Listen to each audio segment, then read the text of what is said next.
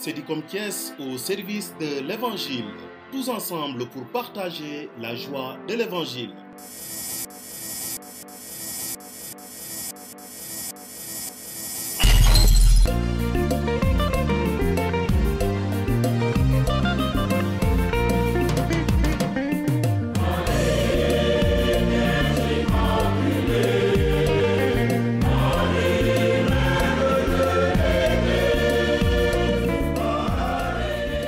Je suis Monseigneur André Gueye, évêque de Thiès, du diocèse de Thiès, pas seulement de la ville de Thiès, mais du diocèse qui couvre les départements de Tivaouane et de Thiès, mais pas celui de Mbour, la région de Diourbel, avec ses 3 départements, et aussi la commune de Ndiop, dans la région de Fatick.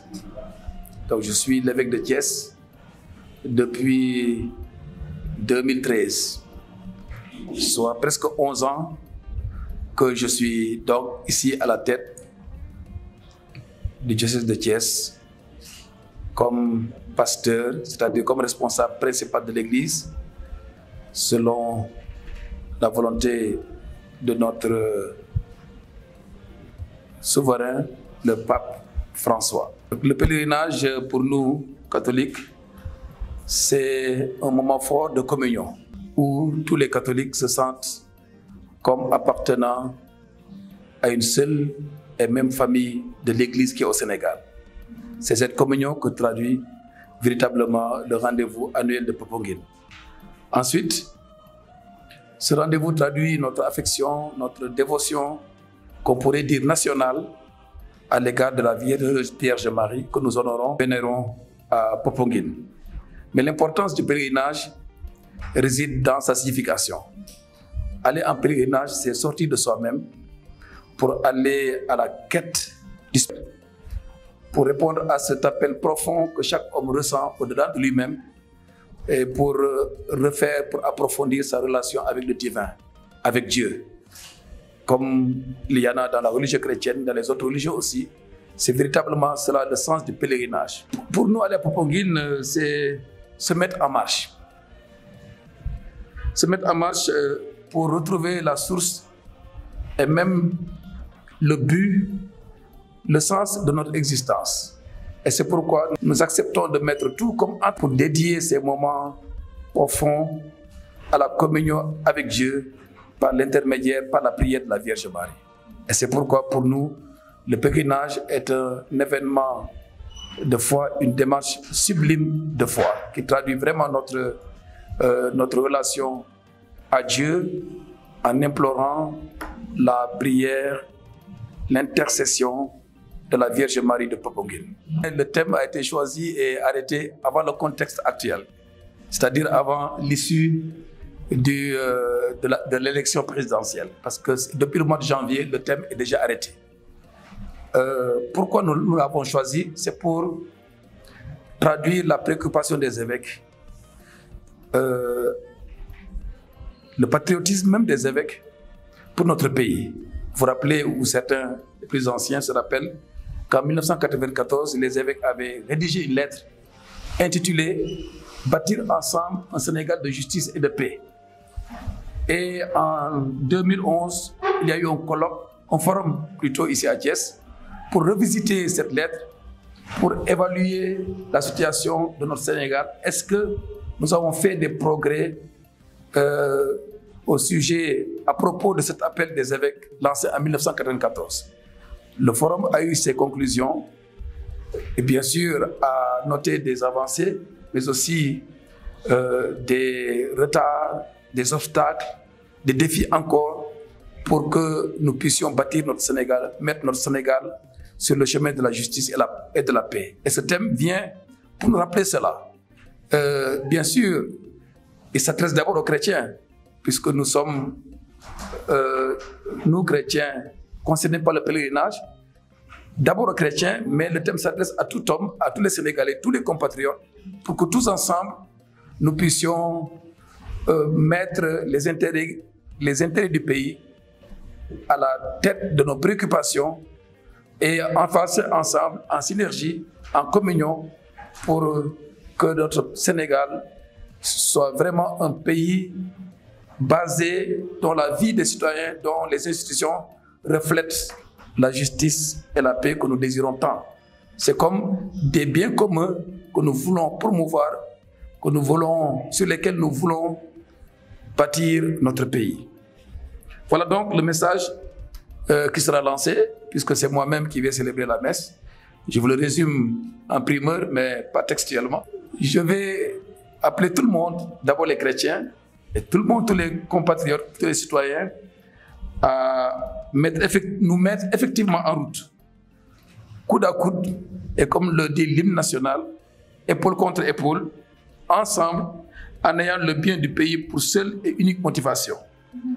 En changeant, bien sûr, cela implique que tous, nous changions nos manières de faire, de voir et de vivre pour que rien ne fasse obstacle à la justice et à la paix. C'est un défi, mais que nous voulons ensemble essayer de relever, avec bien sûr, puisque c'est un défi immense, avec l'aide de la prière, en passant par Marie de Popenguine. Je crois que le régime actuel devrait s'engager dans cette dynamique pour que les Sénégalais soient en paix entre eux-mêmes, en paix entre les institutions et en paix dans la vie de tous les jours. Si le temps des élections est passé, nous croyons que Dieu a remis les rênes du pays à un homme, le président de la République. Nous devons faire corps avec lui pour bâtir notre pays. Mais d'abord, sur la paix, la justice, qu'il n'est pas possible de construire sans la réconciliation des cœurs et sans la conversion. Parce que nous devons, comme je l'ai dit tout à l'heure, changer nos manières de voir, nos manières de parler, nos manières de vivre, pour que ces manières reflètent véritablement notre désir de paix et de justice. Dans l'espoir que la promesse du président va se réaliser pour l'achèvement des travaux du sanctuaire national, sans oublier les sanctuaires diocésains, puisque c'était le même programme. Chaque diocèse a aussi son sanctuaire à rénover, parce que chaque diocèse a son lieu de pèlerinage annuel. Ceux de Thiès ne sont pas directement impliqués dans l'organisation. Il y a un comité national piloté par Dakar, mais bien sûr, nous nous occupons surtout de l'animation liturgique. C'est ça, c'est tout notre rôle. Et bien sûr, nous appelons nos diocésains à participer, puisque c'est à notre tour d'assurer. C'est d'abord nous-mêmes qui devons construire notre église et les autres viennent en appoint. Je suis sûr que dans ce pays, il y a tellement d'élan de solidarité que dans tous les villages, dans toutes les villes, dès qu'il y a une œuvre qui s'adresse à Dieu, eh bien tous les croyants, de quelque bord qu'ils soient, mettent la main dans la pâte. Et j'espère que cela puisse être la même chose pour vous. Et aussi, bien sûr, nous attendons que les autorités étatiques aussi apportent leur contribution, en commençant par la mairie, puisque la religion fait partie des préoccupations aussi majeures des populations. Donc, nos autorités doivent aussi rejoindre les citoyens dans leurs préoccupations les plus profondes. Je crois que les chrétiens se rendent compte de plus en plus du rôle et de la place de la Vierge Marie dans leur foi. Et c'est pourquoi ils se mettent volontiers en route jusqu'à venir à Popenguine. Et c'est bien sûr, cette dévotion inclut la confiance que, en priant par la Vierge Marie, nous avons accès aux dons et aux grâces que le Seigneur réserve aux croyants. La dévotion ne doit pas être seulement, excusez-moi du terme, aérienne, puisque la prière est comme une source de laquelle nous puisons pour mieux assumer nos responsabilités d'hommes et de femmes dans la société.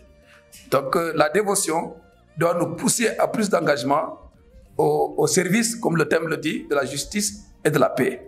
Sinon, elle devient stérile. Exprimer sa foi aussi se passe dans la joie. Et on est content de savoir que d'autres sont motivés par la même foi que nous et effectuent la même démarche. C'est la joie qui éclate. Bien sûr, une joie qui ne doit pas s'arrêter à la surface, mais elle doit descendre pour voir quelles sont les véritables motivations de cette joie-là. C'est pourquoi j'appelle les jeunes, au-delà de la joie des retrouvailles, de se fixer sur l'essentiel qui est la rencontre personnelle et communautaire avec Dieu.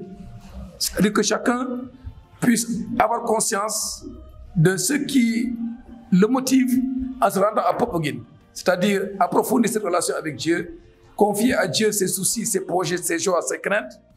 Et bien sûr, de Popenguine, ne pas revenir de Popenguine comme on y est parti. C'est-à-dire, au retour, les jeunes doivent aussi montrer qu'ils ont reçu quelque chose, qu'ils ont appris quelque chose. Il y a quelque chose dont ils ont fait l'expérience et qui doit rejaillir, se manifester dans la vie concrète de tous les jours en termes de qualité d'engagement, de service et de générosité. C'est d'abord dans le cœur de chaque pèlerin.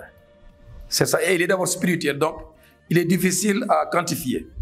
Mais ce succès spirituel a besoin aussi de conditions matérielles qui permettent aux croyants d'être dans de meilleures dispositions pour prier, pour exprimer leur dévotion.